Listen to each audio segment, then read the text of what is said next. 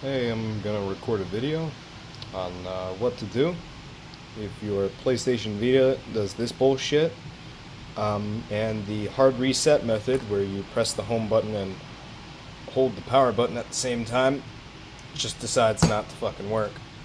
So what you're gonna need, this is a last ditch effort, right? This is how I've figured it out, how to fix it. This is a last ditch effort. So if you can get away with not doing this, don't fucking do it, because this is stupid as hell. But I mean, this is the last ditch effort, way I've done it. Normally on a PSP, I would just fucking pop the back cover off and, just take the battery out, when it's hard not fucking working. But PS Vita, well, it doesn't have that. So you're gonna have to get one really tiny screwdriver and take off screws on these 4 ports, this bottom, and there we go, and up there. 2 screws there, 2 screws there, 4 screws here. I don't know about a 2000 model, but this is my 1000 model. I'll cut the video back when I've got that shit open. I also may or may not have forgotten to mention that you're going to want to take out your Vita game card, SD to Vita. If you had a 1100 model, oh sorry, I got a video playing. If you got a 1100 model, you're going to want to remove that SIM card and your memory card. Alright, so now that you got your screws out, what you want to do is, normally you'd get like some pry tool to, pry the edges all around there off. I just use my fingers. Probably shouldn't do that, but when you pry, you want to like pry, like down here, like that. Otherwise, you may accidentally rip some cables that are around here. Ooh, my dogs.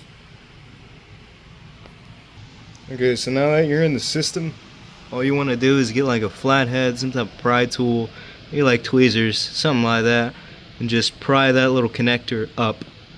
Like, it's kind of hard since I'm one-handing this, but like, flick, That's all you gotta do, and the system should power off. Put that cable back in, put everything back together, and don't forget about that little cable, otherwise your rear touchpad will not work. And once you got your cable, all your cables right there set in, just clip the back panel down and put your screws back in.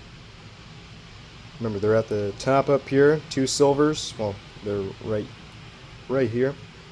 On the bottom, the charge port next to each side, and then the 4 points here.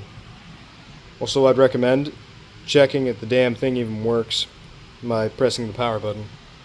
And you should have a PlayStation logo. If you don't, oops. Alright, now that you got your everything back together, I'd always recommend, before you turn it on, put that little SD to Vita or memory card if you have it, plug it back in, because when you boot it up, if you boot it up without it, since this is a 1000 model, most likely it's just gonna treat itself as a brand new PS Vita, so you don't want that. So now that you have everything, hold that power button. Sony logo not Sony, PlayStation logo should come up, should load, tell you not to eat it. And, oh, what the hell? Okay. I just had to reboot it once or twice, take the SD to Vita in and out a couple times, but now it's back to normal. Now, that was really weird. I've never had that issue. But, try to find, here it is. If you have this custom firmware installed, do not run it on a PS Vita. I would only recommend running it on a PSP, because when you run it on the Vita, it just completely bricks your console. And you have to either wait for it to die and or do what I just did. Yeah. See you.